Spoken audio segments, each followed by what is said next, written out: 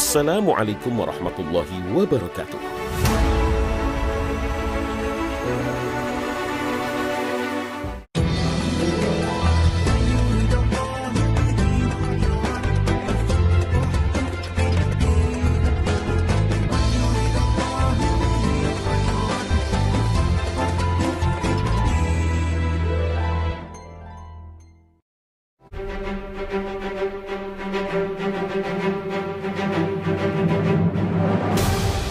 Pemirsa Hasanah, berdasarkan keterangan dari Nabi Shallallahu Alaihi Wasallam, surga itu diliputi oleh hal-hal yang tidak disukai orang. Sebaliknya, neraka itu diliputi dengan hal-hal yang disukai jiwa manusia. Hal inilah yang membuat malaikat Jibril sendiri merasa sangsi dengan manusia. Apakah jika demikian, manusia bisa masuk surga?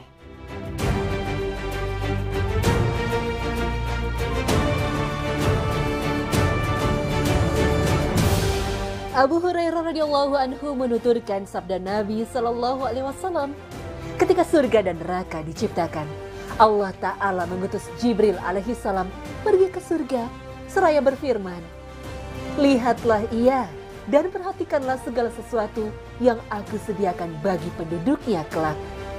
Nabi Shallallahu Alaihi Wasallam melanjutkan, Jibril pun mendatangi, melihat dan memperhatikan segala nikmat yang Allah sediakan bagi penduduk surga. Kemudian Jibril kembali kepada Allah seraya berkata, demi kemuliaanmu, tidak ada seorang pun yang mendengar tentang berita surga kecuali ingin memasukinya. Kemudian Allah memerintahkan surga sehingga ia diliputi perkara-perkara yang dibenci jiwa. Lalu Allah Ta'ala memerintahkan Jibril, kembalilah kepadanya dan lihatlah segala sesuatu yang aku sediakan bagi penduduk surga. Maka Jibril pun kembali ke surga dan ia temui bahwasannya surga telah diliputi dengan perkara-perkara yang dibenci oleh jiwa manusia. Kemudian Jibril mendatangi Allah Ta'ala seraya berkata, demi kemuliaanmu, sungguh aku khawatir tidak ada seorang pun yang bisa memasukinya. Lalu Allah memerintahkan, pergilah ke neraka.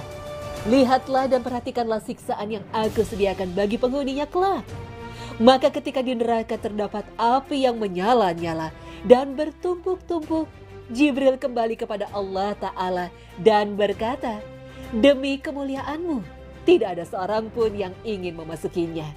Kemudian Allah Ta'ala memerintahkan agar neraka dipenuhi dengan perkara-perkara yang disukai syahwat. Allah Ta'ala berfirman, kembalilah padanya.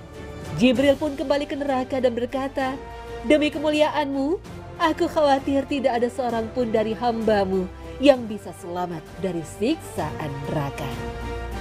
Hadis riwayat Tirmizi. Sepintas, hadis Nabi ini seakan mengisyaratkan bahwa jalan menuju ke surga itu amat sulit. Sebaliknya, jalan menuju neraka itu sangat mudah.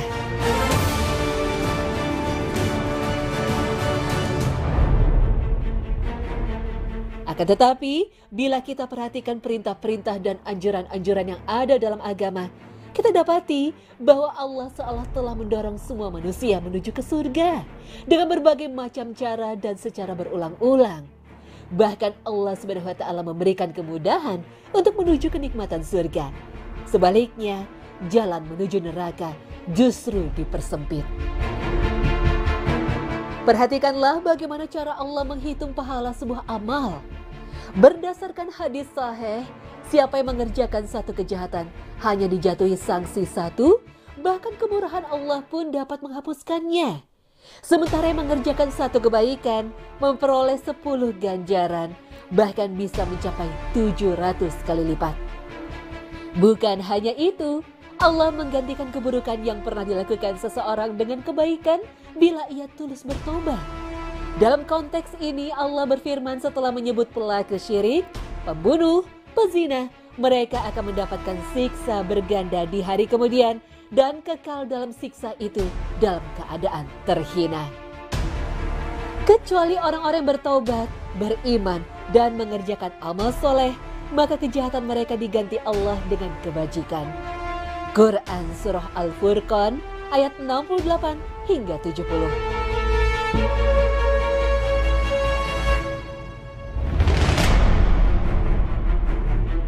Bahkan, terbuka kemungkinan bagi yang tidak memohon ampunan pun selama dosanya bukan mempersekutukan Allah untuk diampuni olehnya. Sesungguhnya Allah tidak mengampuni dosa yang mempersekutukannya dengan sesuatu dan mengampuni dosa selain itu bagi siapa yang dikehendakinya. Quran Surah An-Nisa ayat 48 dan 116. Dengan demikian, mungkin bisa dikatakan bahwa tidak ada yang ditimpa siksa neraka kecuali mereka yang benar-benar sangat durhaka melawan Allah SWT dengan enggan berbuat kebajikan. Nabi SAW sendiri selalu mengajarkan doa agar semua umatnya masuk surga. Allahumma inni as'aluka jannata wa ma qarraba ilaiha min qawli wa amlin wa a'udzubika minan nari wa ma qarraba ilaiha min qaulin wa amalin.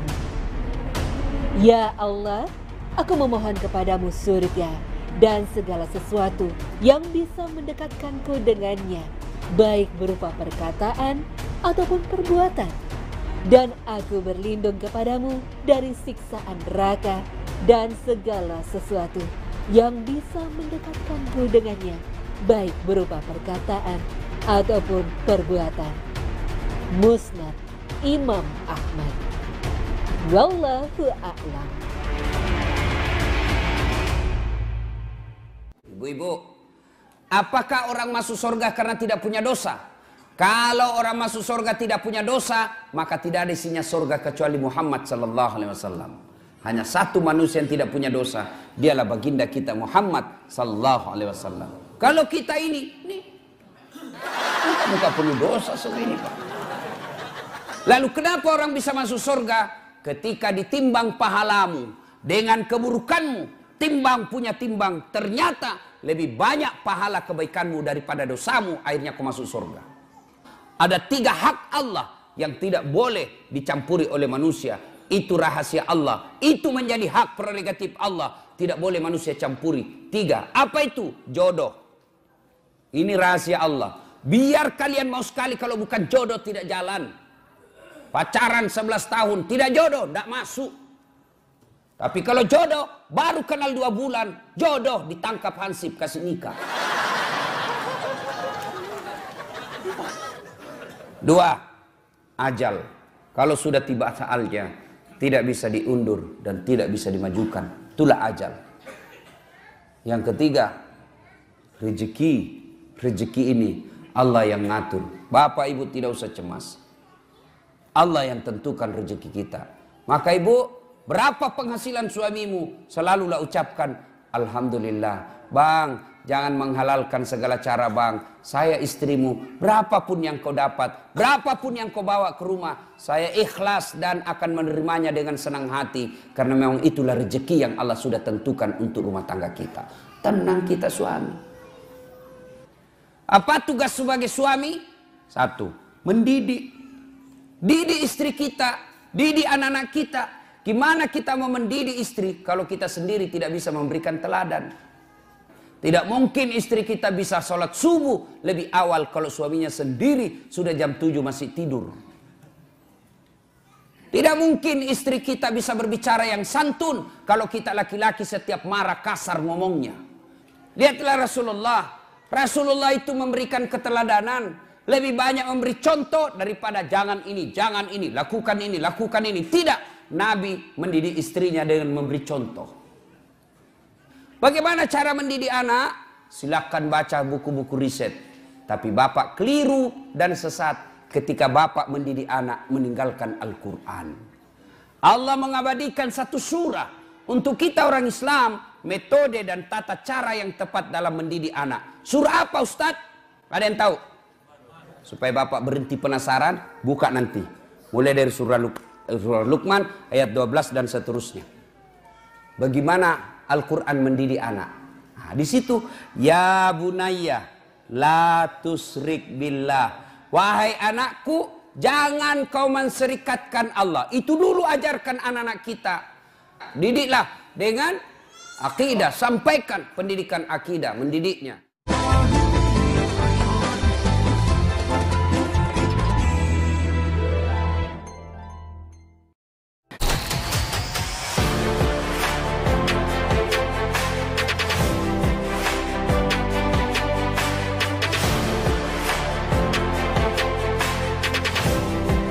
Pemirsa Hasanah, Surah An-Nasr, surah ke-110 dalam Al-Quran, meskipun pendek, hanya 3 ayat, namun memiliki kandungan yang luar biasa.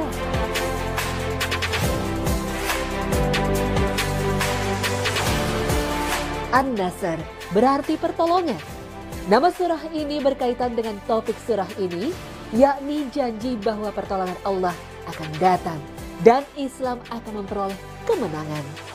إذا جاء نصر الله والفتح ورأيت الناس يدخلون في دين الله أفواجا فسبح بحمد ربك واستغفره إنه كان توابا.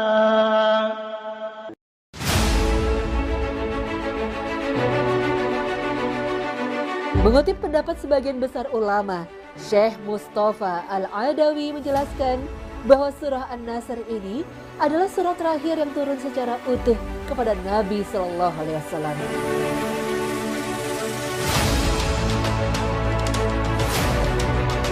Tiga ayat dalam surah An-Nasr ini memberikan pesan luar biasa pada Nabi dan umatnya. Apabila telah datang pertolongan Allah dan kemenangan. Quran Surah An-Nasr ayat 1. Ini terkait dengan pertolongan Allah SWT dan janji kemenangan. Ini adalah buah yang didapat Nabi SAW setelah berjuang, berdakwah, sabar, tabah menghadapi tantangan dan rintangan dalam menyebarkan risalah Allah SWT sepanjang hidupnya. Kemenangan yang diberikan Allah SWT ini berupa Fatu Mekah, penaklukan kota Mekah.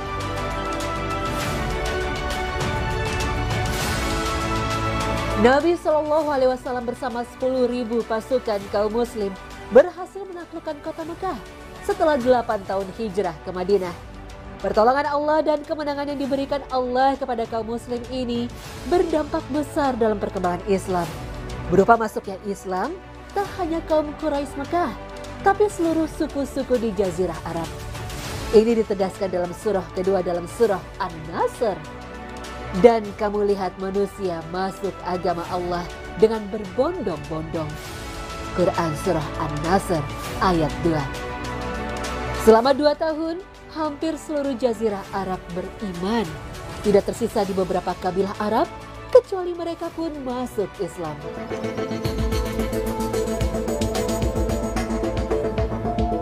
Lalu di akhir surah An-Nasr ini Allah berfirman, maka bertasbihlah dengan memuji Rabb-mu dan mohonlah ampun kepadanya. Sesungguhnya dia adalah maha penerima taubat. Quran Surah An-Nasr ayat 3. Setelah mendapatkan pertolongan dan kemenangan, Allah SWT memerintahkan nabinya untuk memperbanyak tasbih memuji Allah dan memperbanyak istighfar, memohon ampun kepada Allah SWT.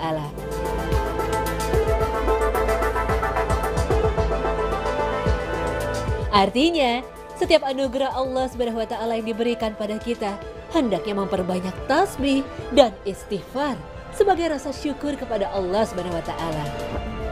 Setelah diperintahkan memperbanyak istighfar ini, sejak itu Nabi SAW semakin memperbanyak istighfar, memohon ampunan pada Allah SWT. Bahkan sejak itu Nabi membaca istighfar di setiap ruku dan sujud dalam sholat. Sebagaimana diriwayatkan Imam Bukhari dan Muslim, Nabi Shallallahu Alaihi Wasallam saat ruku dan sujud memperbanyak membaca doa. Subhanakallahumma Rabbana wa bihamdika Allahumma gfirli. Maha suci Engkau, wahai Tuhan kami, segala puji bagimu. Ya Allah, ampunilah aku. sebagai pengamalan perintah Al-Quran surah An-Nasr ini.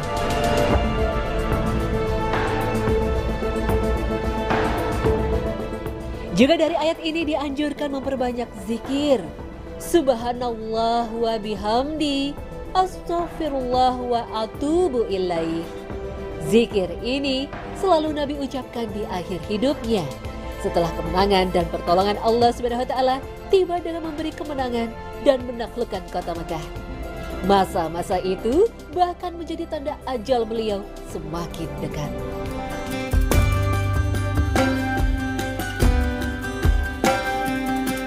Ada pelajaran penting dari surah An-Nasr bahwa setiap pekerjaan hendaknya ditutup dengan istighfar. Nabi SAW ketika selesai dari salat, beliau beristighfar 3 kali.